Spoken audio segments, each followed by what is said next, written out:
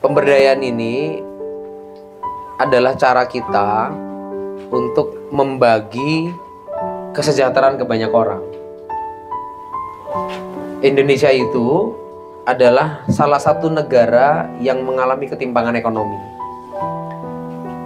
Ada 4 orang di Indonesia, kekayaannya itu setara dengan 100 juta orang miskin. Bumi, air, dan seluruh kekayaan isinya itu dikuasai negara dan digunakan untuk kemakmuran rakyat. Nah, hari ini dikuasai oleh segelintir orang yang disebut oleh Jeffrey Winter tadi dengan nama oligarki. Nah, orang-orang ini telah merebut sumber daya alam kita yang seharusnya kita kuliah itu nggak bayar. Kita sekolah tuh mestinya nggak bayar. Mestinya infrastruktur kita, jalanan ini bagus semua seperti layaknya di luar negeri.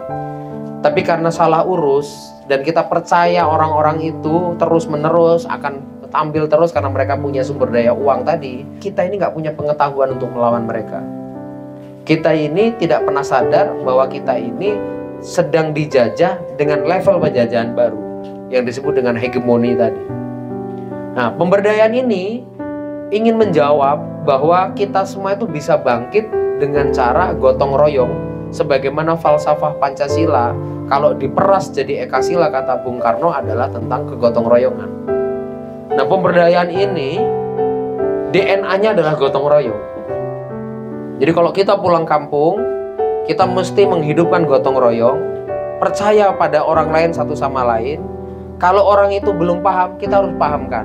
Orang itu berbohong, kita buat dia tidak jadi berbohong. Orang itu kurang pintar, kita ajak mereka untuk jadi tambah pintar. Jadi ini adalah proses pemerataan pengetahuan, pemerataan mental, dan pemerataan spiritual.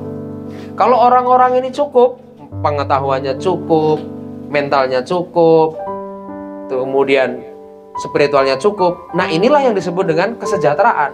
Nah, di Payungi University kami berpikir bahwa apa yang kami lakukan ini adalah sesuatu yang kecil.